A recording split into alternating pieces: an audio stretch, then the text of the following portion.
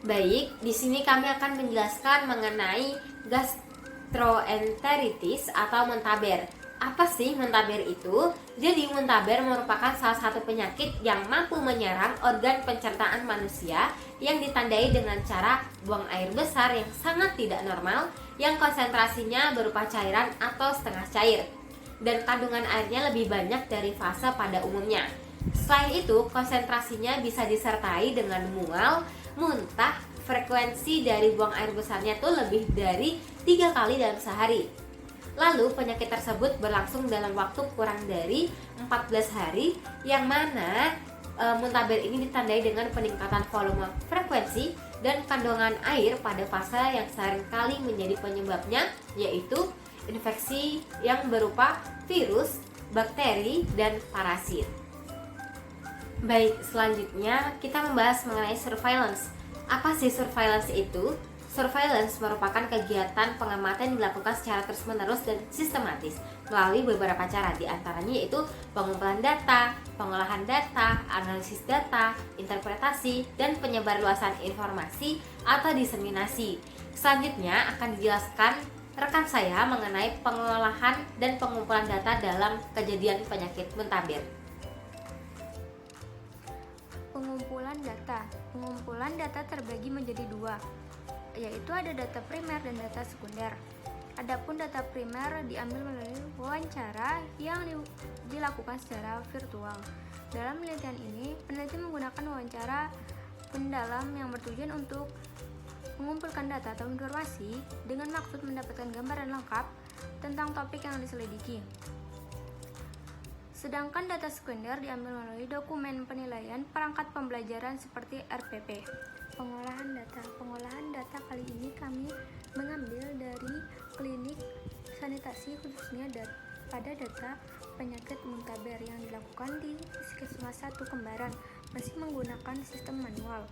Hal ini tentunya membutuhkan waktu yang lama dalam pengisian formulir dan data yang tertulis pada buku laporan klinik sanitasi terkadang tidak dapat terbaca dengan jelas oleh petugas.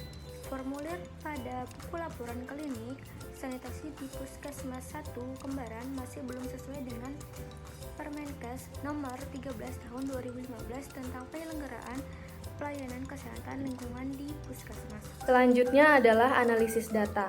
Analisis data merupakan kegiatan mengolah data dan informasi dari sebuah penelitian. Kemudian data tersebut akan dijadikan sebagai hasil penelitian atau informasi baru yang dapat digunakan untuk membuat kesimpulan. Proses analisis data perlu dilakukan agar dapat diketahui kevalidan data yang didapatkan sehingga nantinya akan memudahkan dalam proses-proses selanjutnya.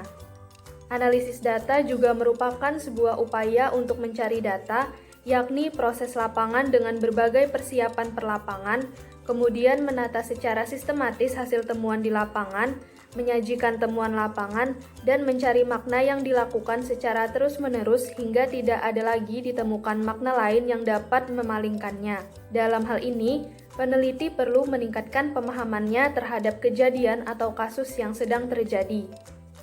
Tujuan dari analisis data antara lain, yang pertama, menguraikan data agar lebih mudah untuk dipahami. 2. Mendapatkan jawaban dari penelitian yang dilakukan untuk nantinya diolah menjadi kesimpulan yang sesuai dengan data yang telah didapat. 3. Memahami bagaimana seseorang memaknai suatu fenomena. 4. Mendapatkan penjelasan mengenai suatu peristiwa tertentu. Dan yang kelima yaitu untuk mendapatkan alasan mengapa seseorang melakukan tindakan tertentu. Teknik analisis data terbagi menjadi dua, yaitu analisis data kuantitatif dan analisis data kualitatif. Adapun untuk analisis data kejadian muntaber dapat dilakukan dengan menggunakan pendekatan kualitatif untuk mendapatkan hasil yang lebih terperinci dan diharapkan dapat mengidentifikasi secara lebih mendalam tentang kasus yang diteliti. Analisis data kualitatif menyatu dengan aktivitas pengumpulan data, reduksi data, penyajian data, dan penyimpulan hasil penelitian.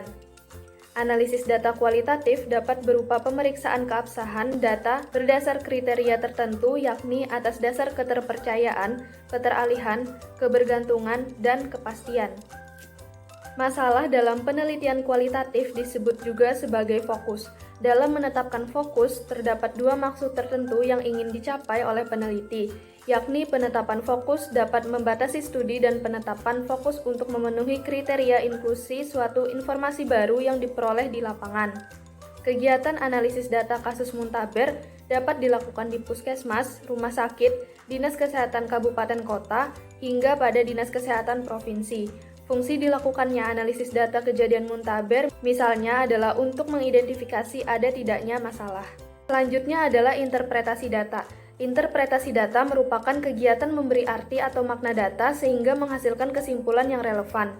Dalam melakukan interpretasi data, bisa dilakukan dengan dua cara. Pertama, peneliti hanya melakukan interpretasi data secara terbatas, misalnya hanya melakukan interpretasi data dari variabel-variabel yang diteliti saja. Kemudian yang kedua, peneliti melakukan interpretasi data secara meluas, yakni melakukan perbandingan dengan hasil-hasil penelitian lainnya. Jenis interpretasi data dibedakan menjadi dua, yakni dengan metode interpretasi data kualitatif dan metode interpretasi data kuantitatif. Cara melakukan interpretasi data dimulai dari kegiatan mengumpulkan data, kemudian mengembangkan temuan maupun hasil penelitian, membuat kesimpulan, dan memberikan rekomendasi. Berdasarkan hasil pengamatan yang kami dapatkan melalui dataset kejadian muntaber di Provinsi Banten sebagai berikut. Diseminasi informasi. Penyebaran informasi yang dipilih adalah prosedur untuk memberikan referensi dari berbagai dokumen atas permintaan penggunaan mengenai bidang yang diminati pada waktu tertentu. Diseminasi informasi pada penyakit muntaber dapat dilakukan dengan cara sebagai berikut. Yang pertama, meningkatkan cakupan air bersih perpipaan PDAM atau HIPPAM yang mutu kualitas airnya telah sesuai dengan standar. Kemudian yang kedua, mempromosikan sistem sanitasi perkotaan untuk wilayah perkotaan dan sistem sanitasi komunal yang aman dan ramah lingkungan. Kemudian yang ketiga, melakukan sosialisasi berkala tentang standar pengelolaan limbah, skala rumah tangga, dan teknologi tepat guna atau TTG, pengelolaan air bersih. Kemudian yang keempat, mengembangkan model reward dan punishment dalam pengendalian pemukiman khususnya dalam bidang sanitasi dan air bersih. Kemudian yang kelima, melembagakan ketentuan-ketentuan pengelolaan sanitasi dan air bersih yang sehat, aman, dan ramah lingkungan dalam peraturan daerah. Demikian penjelasan dari kami mengenai definisi pengumpulan data, pengolahan data, analisis data, serta diseminasi informasi. Mohon maaf apabila ada salah kata maupun kekurangan lainnya. Saya akhiri, wabillahi taufiq wal hidayah. Wassalamualaikum warahmatullahi wabarakatuh.